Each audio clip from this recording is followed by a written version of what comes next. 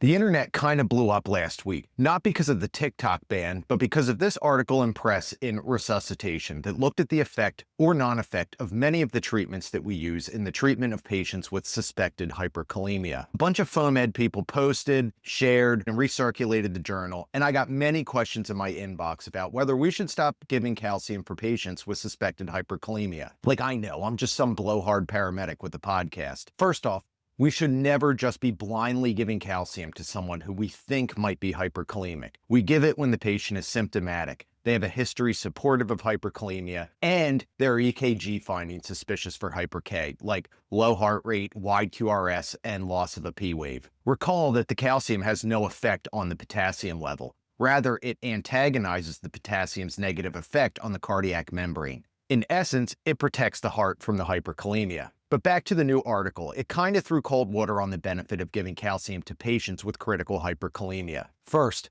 you have to read the paper for yourself. It's open access, so no excuses. There's a lot in it. It's an analysis of 101 articles published from 1977 to 2024, looking not just at calcium administration, but all things hyperkalemia: insulin, bicarb, albuterol, cardiac arrest, non-cardiac arrest.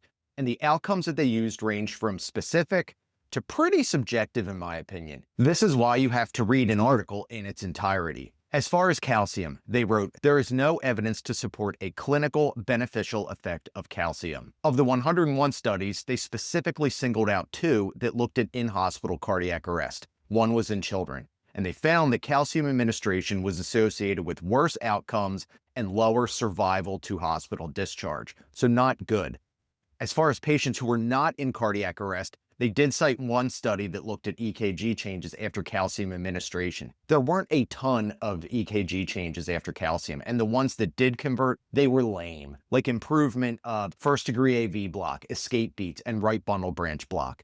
Not necessarily setting the world on fire, and the authors wrote, limited clinical relevance. Now, I don't think that we can necessarily put away the calcium just yet. These studies weren't perfect. As far as the 2 cardiac arrest studies, the authors provided that they included a limited number of patients, and there was, quote, a critical risk of bias primarily due to the risk of confounding and resuscitation time bias. So keep in mind that I don't think that the authors here were trying to make a case one way or another for calcium administration or anything else in hyperkalemia treatment. It's not like other papers I know where there's clearly an agenda. These authors just reviewed the data and they reported it. I always kind of poke fun at this conclusion, but more study is certainly needed before we change practice. But this article was food for thought.